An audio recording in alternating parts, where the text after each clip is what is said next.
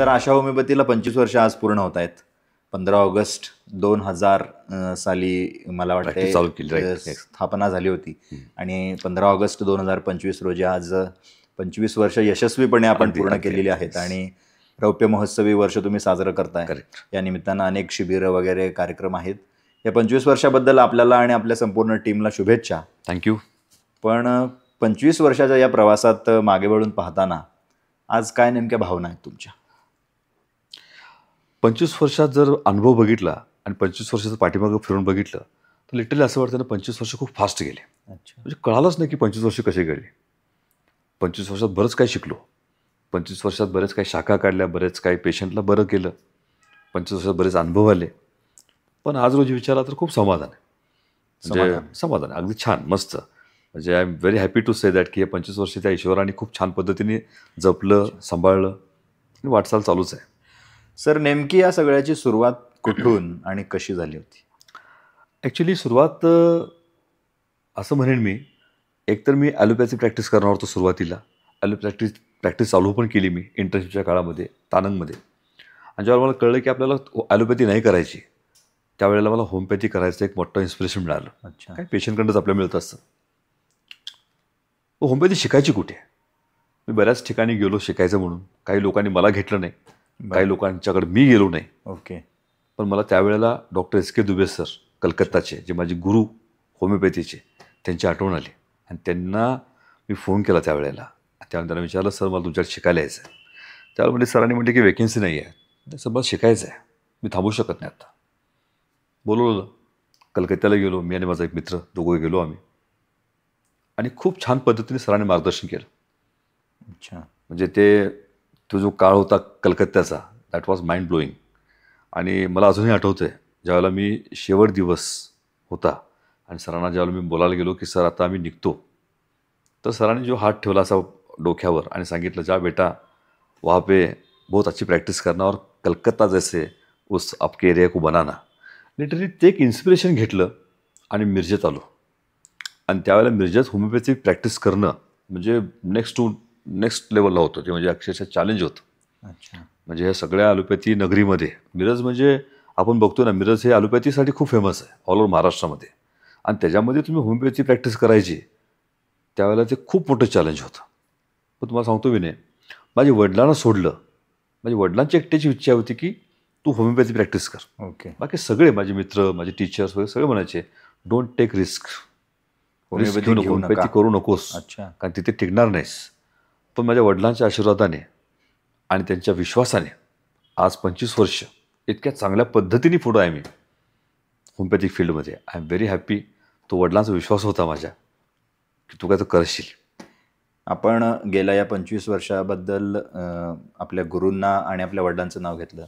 जर श्रेय द्यायचं झालं या यशस्वी 25 वर्षांचं, तर आपण कोणाला द्याल? बऱ्याच लोकांना देता येईल. पहिला मी सगळ्यात मोठं श्रेय देईन युनिव्हर्सला, आपल्या देवतांना देईन की त्यांनी ज्या पद्धतीने जन्म माझा झाला, ज्या पद्धतीने मला डॉक्टर झालो मी, ज्या पद्धतीने मी प्रॅक्टिस करतो, हे त्याचीच साथ असणार आहे. ती मोठी साथ आहे तिकडे, त्याचं मोठं ग्रॅटिट्यूड आहे. आणि त्यानंतर आपल्याला युनिव्हर्समध्ये, आपल्या जगामध्ये आपले आईवडील, आपली भावंडं, ह्यांचं तर साथ जबरदस्त आहे. म्हणजे मला आठवतं आहे 8वीला होतो मी आणि 8वीला मी 6च्या 6 विषयात नापास झालो. 6च्या 6 विषयात नापास. बरं. आणि त्यावेळेला भीती वाटायची वडिलांची, आईची, काय म्हणतील, काय होईल. मार तर खायला लागत होताच. 6 विषयात नापास आहे, 3 आणि 4 मार्क मिळले आहेत सगळ्या ह्याच्या विषयात. तर वडिलांच्याकडे आल्यानंतर पहिला मार खाल्ला आणि नंतर मार खाल्ल्यानंतर वडिलांनी जवळ घेतलं आणि मला वडिलांचं एक लेसन चांगला आठवतोय की वडील म्हणले, हे बघ बाळा, म्हणले, तू परीक्षेत नापास झालायस, आयुष्यात नाहीस. अच्छा. आयुष्य खूप मोठं आहे आणि आयुष्यात अशा खूप मोठ्या परीक्षा येतील आणि तू परीक्षेत देत जायच्यात. काही परीक्षेत पास होशील, काही परीक्षेत नापास होशील, पण तू टिकून राहायचं हे विसरू नकोस. लिटरली सांगतो, आजसुद्धा ते वडिलांचे वाक्य असे कानात आहेत आणि त्या वाक्यावर मी आज पण चांगल्या पद्धतीने टिकून आहे. सो माझे वडील आज नाही आहे तिथे, पण त्यांच्यासाठी खूप म्हणतात ना, इथून त्यांना ग्रॅटिट्यूड. नंतर माझे आजोळ, माझे मामा, माझ्याला 4 मामा तसे. सगळ्या मामांची पण मला लहानपणापासून खूप माझे साथ मिळाली, माझ्या भावंडाची साथ मिळाली. त्यात आमच्यामध्ये माझे मामा एक डॉक्टर होते किंवा आता आहेतच, ते मुंबईला प्रॅक्टिस करतात. त्यांच्याकडे बघून आम्हाला नेहमी वाटायचं की डॉक्टर व्हायला पाहिजे. म्हणजे माझ्या वरच्या पिढीमध्ये माझे मामा डॉक्टर आहेत आणि माझे मामाच्या नंतरची पिढीमध्ये मी डॉक्टर आहे. अच्छा. सो ते एक मोठं इन्स्पिरेशन होतं माझ्या मामांचं. मामा आम्हाला नेहमी एनकरेज करायचे, मोटिवेट करायचे. अजूनही ते करतात तसं मोटिवेट. त्यांचं मार्गदर्शन खूप मिळालं. माझे मोठे मामा, माझे धाकटे मामा तर माझ्यापेक्षा 10 वर्ष मोठे असतील, पण आज पण आमचा ज्यावेळेला फोन होतो त्यावेळेला काहीतरी मोटिवेशन ऐकायला मिळतं, काहीतरी इन्स्पिरेशन ऐकायला मिळतं. सो थँक्यू त्यांनासुद्धा. आई माझी, आज माझी आई 75-80च्या मध्ये आहे, पण आजसुद्धा ती म्हणतात ना खेड्यातली आई माझी तशी. पण आईचं आमच्या लहानपणापासून ऐकत आलो की कुठल्याही क्षेत्रात जंगलात जात असताना शिकारीला, जर तुम्ही शेळीच्या शिकारीला जात असाल तर वाघाच हात्यारी घेऊन जावा, असं म्हणायचे नेहमी. पण ते का म्हणायचे त्यावेळेला कळायचं नाही, पण ते जसं जसं मोठं होत गेलो आम्ही तसं कळत चाललं की त्यात किती मोठं डेप्थ होती. ते जे म्हण आहे ती मी माझ्या लाईफमध्ये इम्प्लिमेंट केली. कुठेही जात असताना, म्हणजे माझ्या लेक्चरला जाऊ, माझ्या सेमिनारला जाऊ, माझ्या वर्कशॉपला जाऊ, मी तयारीत जातो. आपण तयारी केली की नाही केली. तर मला असं वाटतं की हे आपल्या लहानपणापासून आपण जे घडत असतो, संस्कार दिले जात नाहीत, संस्कार वेचले जातात. अच्छा. म्हणजे त्यासाठी तुम्हाला आईवडिलांच्याकडून संस्कार मिळले पाहिजेत असं नाही. आपल्या आसपास बरेच लोक असतात, म्हणजे आई वडील, आपले नातेवाईक, आपले मित्रपरिवार, आपल्याकडे येणारे पेशंट, हे सगळे आपल्याला काही ना काही शिकून जातात. त्यासाठी या सगळ्यांना एक मोठा थँक्यू. आणि सगळ्यात इम्पॉर्टंट सांगायचं विनय, माझे पेशंट्स. त्यांना, पेशंट्सना आपण श्रेय द्याल. हां, अगदी. म्हणजे पेशंट नसतं तर मी कुठं होतो. बरोबर. कारण आज 25 वर्षात मला वाटतं मी लाखो रुग्ण बघितले, आणि या लाखो रुग्णांचे जे काय माझ्यावर विश्वास जो ठेवला त्याने, आणि त्या विश्वासाने जे काय मी पेशंट बरे करतो आहे, तर त्यांचा खरोखर मी ऋणी आहे. कारण त्यांनी विश्वास दिला मला. ते नसते तर काहीच नसतं. So I am very much thankful to my patient also. अच्छा सर, या आशा या ब्रँडची, या नावामागची नेमकं आशाच नाव का ठेवलं गेलं? ॲक्च्युली ही संकल्पना जी आहे ना, 2000मध्ये ज्यावेळेला आम्हाला मिरजेत दवाखाना काढायचा होता, त्यावेळेला दवाखान्याला काय तर नाव द्यायचं होतं. बरोबर. पण ही संकल्पना माझ्या मोठ्या भावाची आहे. ओके. म्हणजे त्यात माझं काहीच हे नाही आहे. फक्त आम्ही सगळे अजून पण एकत्र आहोत. आम्ही ज्यावेळेला दवाखान्याला नाव द्यायचं ठरवलं तर माझा भाऊ म्हटला की आपण आई वडिलांचं नाव देऊ. आई वडिलांचं नाव द्यायचं कसं? बरोबर. तर त्यांनी म्हटलं की आपल्या आईचं नाव अक्काताई आहे आणि वडिलांचं नाव शामराव आहे, आपण आईचा आ घेऊ आणि वडिलांचा शा घेऊ, असं आशा तसं ते आशा. ओके. आशा झालं असं, आणि ते नाव आज आई वडिलांचंच दवाखान्याला आहे. सर, पहिल्या वर्षात जेव्हा तुम्ही दवाखाना सुरू केला, पहिल्या वर्षातल्या काही आठवणी आहेत का? ॲक्च्युली आठवणी तशा भरपूर आहेत. मी पहिल्या वर्षात जर म्हटलं तर आपल्या प्रॅक्टिसच्या आठवणी तर रोजच्या असतात. बरोबर. पण त्यात मला एक आठवण असं आठवते की सुरुवात मी जरा तानंगला ज्यावेळी केली ना, ओके. ॲक्च्युली त्यावेळेला परिस्थिती बेताची होती. बरोबर. पण त्यावेळेला दवाखाना एखादा काढणं, हे करणं, इट्स इम्पॉसिबल टू नेक्स्ट होतं. पण तानंग गावात गेल्यानंतर मला ते खूप प्रसंग मला आठवतो. मी ज्या ठिकाणी मी ओपीडी करतो, पहिला तानंग आठवतो माझं. अच्छा. आणि मी पुढं जातो. तर झालं असं, दवाखाना काढायचं ठरलं, एक भाड्याची खोली घेतली. ती अगदी म्हणजे शेणाने सारवलेली खोली होती, मातीची भिंत होती. तिथं मला वाटतं काय 100 रुपये त्याला भाडं होतं. पण ते 100 रुपये भाडं, तर मातीची भिंत आहे, शेणाने सारवलेली जमीन आहे. बरं. मग ते कसं करायचं प्रॅक्टिस इथे? मग तिथं शेजारी कोणाचा एक कॉट होता, तो घेतला. कुणाकडून तरी गादी आणली, ती घेतली. खुर्शी एक 2-4 तिथं होत्या कुणाच्या पत्र्याच्या, ते घेतले पेशंट बसायला. आता टेबल एक लागतो, तो टेबल कुठला आणायचा? तर लिटरली कुणाच्या तर परड्यामध्ये एक टेबल पडला होता. बरं. त्याला मी दुरुस्त केला, तो टेबल घेतला. अच्छा. सगळ्यात इम्पॉर्टंट बोर्ड करायचा होता, आणि बोर्ड करायला पैसे नव्हते. बरं. ते गावात एक कलाकार होता चांगला. अच्छा. पण तो पिणारा होता. बरं. पण त्याला तो खूप चांगला होता मनाने भाऊ. तो म्हटला की मला एवढे पैसे द्या. म्हटलं बाबा पैसे देणार नाही तुला मी ट्रीटमेंट देतो, ह्याच्या पुढे तुला कायमची ट्रीटमेंट फ्री देईन, मला बोर्ड करून दे. तसा बोर्ड केला तयार, आणि तशी तानंग चौपडी केली. ती आठवण माझ्यासाठी एक मस्त, म्हणजे म्हणतात ना आदमी को अपनी औकात नाही बोलनी चाहिए. अच्छा. तर ती आपली औकात होती, हे आम्ही ते कधी विसरत नाही. आज किती ओपीडी मोठी झाली आणि काय झाली तर सुद्धा तानंगची ओपीडी नेहमी आठवते मला. या छोट्याशा ओपीडी बसून सुरू झालेला प्रवास सर आज 10 मोठमोठ्या शहरांमध्ये, अगदी मुंबई पुण्यासहित मोठमोठ्या शहरांमध्ये आपला शाखा विस्तार झालेला आहे आशा होमिओपॅथीचा. हा विस्तार नेमका कसा झाला, यामागे नेमकं काय कारण होतं? ॲक्च्युली जेव्हा प्रॅक्टिस मिरजमध्ये सुरू केली मी, त्यावेळेला मोठा प्रश्न होता की मोठं चॅलेंज होतं की पेशंट कसे येणार. ओके. एकतर एवढी मोठी ॲलोपॅथी नगरी ही, त्या नगरीमध्ये होमिओपॅथीला येणार कोण असा विचार होता. त्या विचाराने मी काय केलं की माझी ओपीडी मिरजेत चालू केली. मी एक ठराविक वेळ दिला तिथे आणि बाकीचा वेळ मी आसपासच्या खेडोपाडी द्यायला चालू केला. अच्छा. त्या तानंग, मानमुडी, खरकटवाडी, काननवाडी, वड्डी, कुपवाड इकडची गावं अशी गावांचे नाव तुमच्या आजही लक्षात अगदी आहेत? अगदी कारण भरपूर तिथं काम केलं ना. ओके. इकडे कुकटोळी, शिंदेवाडी, बन्नेवाडी, कंडेवाडाजुरी, गुंडेवाडी आणि इकडे वड्डी, म्हैसाळ आणि अशी गावं इकडे. ओके. तर सगळ्या गावात छोट्या छोट्या गावामध्ये प्रॅक्टिस चालू केली. होमिओपॅथीचा प्रचार प्रसार केला आणि तिकडून काही लोकांना इकडे कन्व्हर्ट केलं आणि प्रॅक्टिस बसत केली. झालं असं की मिरजेमध्ये तसं कोकणातला आणि कर्नाटकाचा ड्रेन भरपूर येतो. मग काही पेशंट चिपळूण इकडे माझ्याकडे यायला लागले. 1-2 पेशंट आल्यानंतर गरीब पेशंट होते. माझी फी त्यावेळेला 100-125 रुपये असायची सगळी मिळून महिन्याची आणि त्या पेशंटला जो खर्च व्हायचा तो 1000-1200 रुपये खर्च व्हायचा. ओके. प्रवास वगैरे प्रवासाचा, इथं खाण्यापिण्याचा, इथं राहण्याचा. मला प्रश्न पडला की आपल्या 100-150 रुपयासाठी लोक तेवढ्या लांबून इथे येतात. एक ठराविक पेशंट तयार झाले, 20-25 पेशंट तयार झाले आणि त्यावेळेला मी त्यांना सांगितलं की तुम्ही इकडे येऊ नका, मी तिकडे येतो. अच्छा. ॲक्च्युली तो इमोशनल बॉन्ड झाला जरा इमोशनल झाला, तो सेन्सिटिव्ह झाला, कारण लोक गरीब होते आणि तो प्रवास मग तिथे चालू झाला चिपळूणला. मग चिपळूण, खेड, दापोली, अंजरला, पाचवंटी अशी तिकडची गावं थोडी आम्ही कव्हर केली. मग तसा सेम प्रवास आम्ही पुण्याला गेला, कोल्हापूरला चालू केला, गडिंग्लजला चालू केला, संकेश्वरला चालू केला, इकडे सांगोल्याला चालू केला, मुंबईला चालू केला, पुण्याला चालू केला. मुंबईचा प्रसंग असा होता की मुंबईला तर प्रॅक्टिस करायची डोक्यात विचार पण नव्हता. ओके. हां. पण तिकडे गुप्ता सर म्हणून माझे एक आत्ता ते माझे अगदी मोठ्या भावासारखे आहेत. 15-17-18 वर्षापूर्वीची गोष्ट आहे. ते त्यांच्या मिसेसला घेऊन मिरजेत आले होते. त्यांना CSF रायनोरियासारखा आजार होता. म्हणजे ओके. ब्रेनमधलं जे पाणी आहे ते नाकातून येत होतं ओके. आणि ते खूप क्रिटिकल कंडिशन होती. पण त्यावेळेला मला असं वाटतं की 17-18 वर्षापूर्वीची गोष्ट आहे. त्यावेळेला ते मिरजेत आले होते आणि ते चांगले बरे झाले.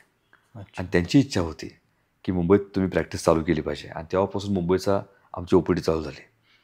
आणि अशा पद्धतीने सगळ्या पद्धतीचे काही ब्रांचेस चालू झाल्या. सर, तुम्हाला असं वाटतं का की हा जो 25 वर्षाचा प्रवास आहे हा तुमच्या अपेक्षेपेक्षा वेगळा ठरला किंवा तुमच्या मनात काही बनायचं काही वेगळं होतं आणि हा प्रवास काही अगदीच चांगला झाला किंवा तुम्हाला असं काही वाटतं का? ॲक्च्युली प्रवास तर खूप चांगला झाला. बनायचं काय होतं खरोखर माहीत नव्हतं. ओके. ज्यावेळेला कॉलेजमध्ये असायचो त्यावेळेला फक्त ॲलोपॅथी प्रॅक्टिस करायचं डोक्यात होतं. अच्छा. माझे गुरु ॲलोपॅथीतले गुरु डॉक्टर परमशेट्टी सर जे आपले मिरजेचे आहेत, MD मेडिसिन. डॉक्टर अमनापुरे सर जे पिडॅट्रिशियन आहेत ते माझे गुरु आहेत पहिले. डॉक्टर पत्की सर जयसिंगपूरला जे MD मेडिसिनचे आहेत अच्छा. ते माझे ॲलोपॅथिक मार्गदर्शक. ओके. त्यांनी मला खूप छान पद्धतीने ॲलोपॅथी शिकवली. पण त्यांचंही नाव घ्यायला मला आज खूप अभिमान वाटतो की ते होते, आहेत आणि ते राहतील सुद्धा. तर डॉक्टर गानबोले सर एक जयसिंगपूरचे आहेत, ते होमिओपॅथी प्रॅक्टिशनर आहेत. तेही आजपर्यंत माझ्या कॉन्टॅक्टमध्ये चांगले आहेत आणि त्यांनाही मी खूप मानतो. तर ह्या सगळ्या लोकांचा ह्याच्यामध्ये माझ्या प्रवासात पाठिंबा आहे. ॲक्च्युली जे काय मिळालं ते खूप मिळालं. म्हणजे असं कधी अपेक्षा केली नव्हती. म्हणजे तुम्हाला थोडक्यात सांगायचं म्हणजे मी कॅन्सर कधी बरा करेन असं मला वाटलंही नव्हतं कधी. अच्छा. कॅन्सर किंवा मतिमंद, गतिमंद किंवा एकदम ग्रॉस पॅथॉलॉजिकल केसेस ज्या बऱ्या होतात आत्ता माझ्याकडून ते कधी वाटलंही नव्हतं, कधी स्वप्नात पण विचार केला नव्हता त्या कधी केसेस बऱ्या करेन. पण ते होत चाललेत आणि होत आहेत. तर खूप मोठी अचिव्हमेंट आहे. राहिला प्रश्न बाकीच्या गोष्टीचा ते सगळं मिळत चाललेलंच आहे. त्यामुळे आय एम व्हेरी हॅपी. जे काय मिळालं त्यात खूप मी हॅपी आहे. या 25 वर्षाच्या यशस्वी प्रवासात शाखा विस्तार हा जो एवढा व्याप वाढवलेला आहे, हा प्रवास करत असताना कधी तुम्हाला निराशा आली का? किंवा तुम्हाला असं वाटलं की आता पुढे काय होईल, पुढे काय करायचं? असं बऱ्याच वेळा होत असते आपल्याला. आशा निराशामध्येच आपलं जीवन असतं. म्हणजे असं काही नाही की आपल्याला फक्त आशा आणि खूप सक्सेस मिळतो. काही ठिकाणी आपलं निगेटिव्ह पण होतो, काही ठिकाणी निराश पण होतो. पण त्यावेळेला आपल्याला एकच लक्षात पाहिजे की आपली कन्सिस्टन्सी सोडून चालत नाही. बरोबर. कन्सिस्टन्सी आपली चिकाटी सोडून चालत नाही. आणि माझ्या लाईफमध्ये बऱ्याच वेळेला निराशाही आली, पण मी निराशात कधी थांबलो नाही फार काळ. ओके. आली निराशा तर त्या वेळेला मला चांगली लोकं मिळाली. त्या निराशातून बाहेर पडलो आणि परत पुढे वाटचाल चालू केली. अच्छा.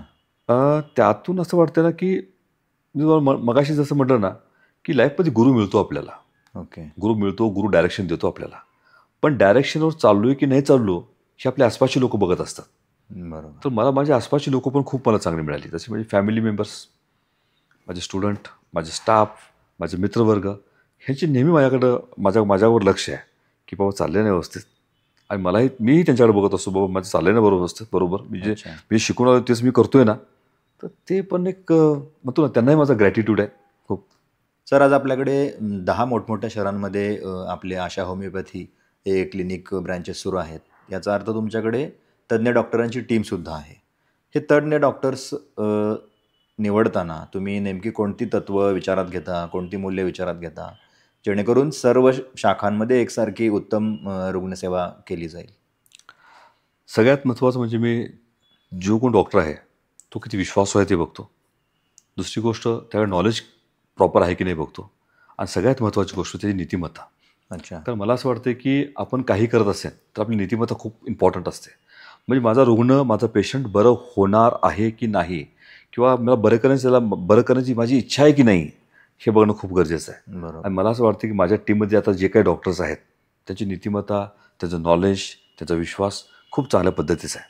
जसं अच्छा. मुंबईला doctor Sangeeta Daithankar madam, doctor Rita Khimawat, doctor Yogesh, doctor Anuprita Petnekar, हे माझे मुंबईच्या ब्रांचेसमध्ये असतात. डॉक्टर प्रवीण, अच्छा. डॉक्टर आता आमच्या मिरजेच्या ओपीडीमध्ये डॉक्टर शर्वरी, आणि माझी पत्नी डॉक्टर शैली, ती स्वतःचे 2 ब्रांचेस बघते, अच्छा. सांगलीमध्ये आणि सांगलीमध्ये आणि वसईमध्ये. तर हे सगळे तज्ज्ञ डॉक्टर आहेत सगळे माझ्या टीममध्ये. ओके. आणि खूप चांगल्या पद्धतीने हे पेशंटला बरे करतात आणि खूप नीतिमत्ता चांगली ठेवून. अच्छा. So that is my first priority. Sir, Asha homeopathy आपल्या क्लिनिकद्वारे सामाजिक उपक्रम राबवले जातात का? आणि ते कोणते कोणते सामाजिक उपक्रम आहेत? आता याला सामाजिक म्हणाल की उपक्रम म्हणाल मला माहीत नाही, पण आम्ही पहिल्या दिवसापासून आम्ही होमिओपॅथिक आरोग्य शिबिर बऱ्याच ठिकाणी राबवतो. महाराष्ट्र आणि महाराष्ट्राच्या बाहेरसुद्धा. मतिमंद गतिमंद मुलांची शाळा आम्ही कुपवाडमध्ये जी आहे ती गेले 18 वर्ष आम्ही ती अच्छा. मुलांना त्या बघतो तिथल्या. जवळजवळ महाराष्ट्रातले काय ते 500-700 मुलं येतात तिथे ट्रीटमेंट घ्यायला.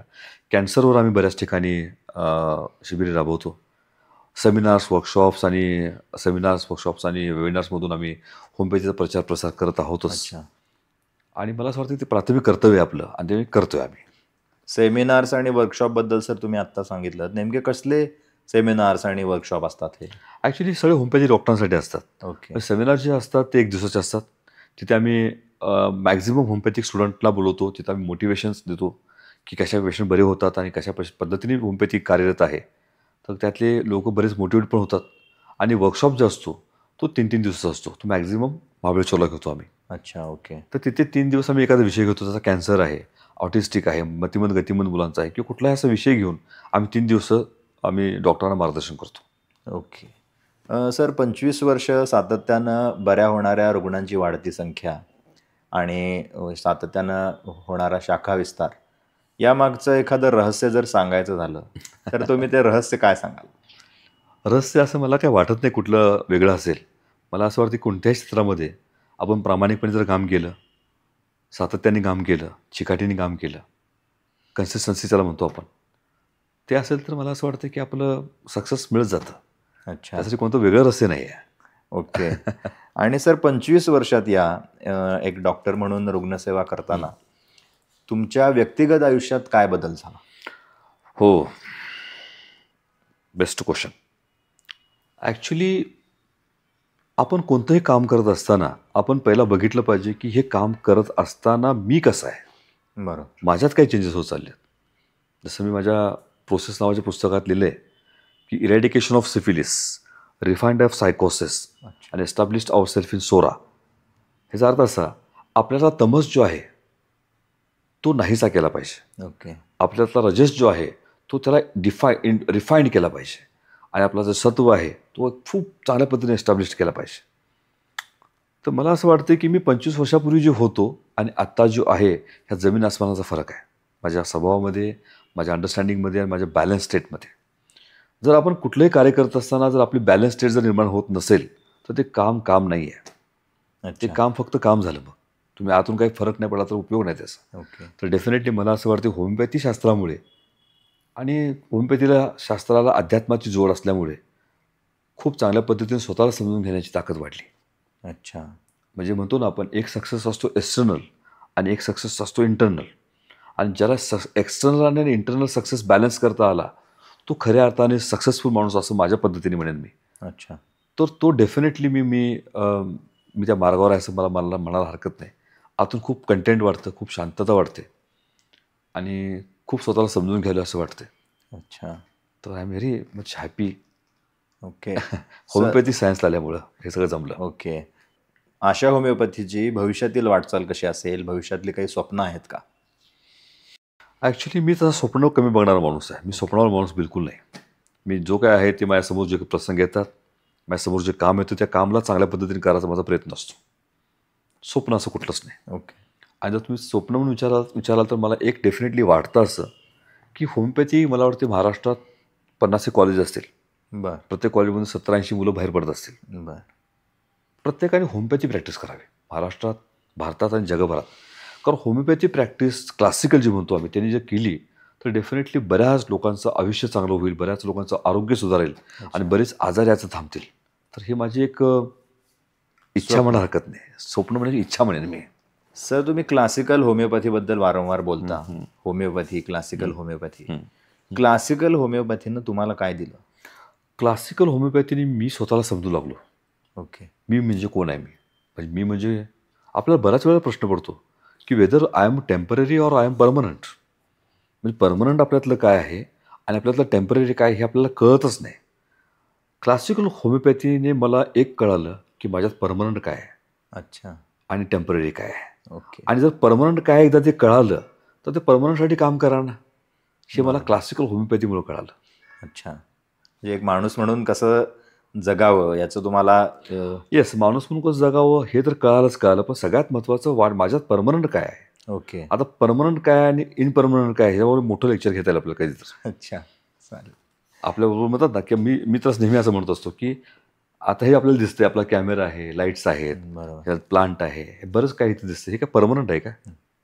बरोबर. किंवा आपला हा शर्ट आहे, पॅन्ट आहे, तुमच्या हातात मोबाईल आहे, माझ्या हातात वॉच आहे, हे काय परमनंट आहे का? नाही आहे. तसंच हे काय शरीर जे आहे ते परमनंट आहे का?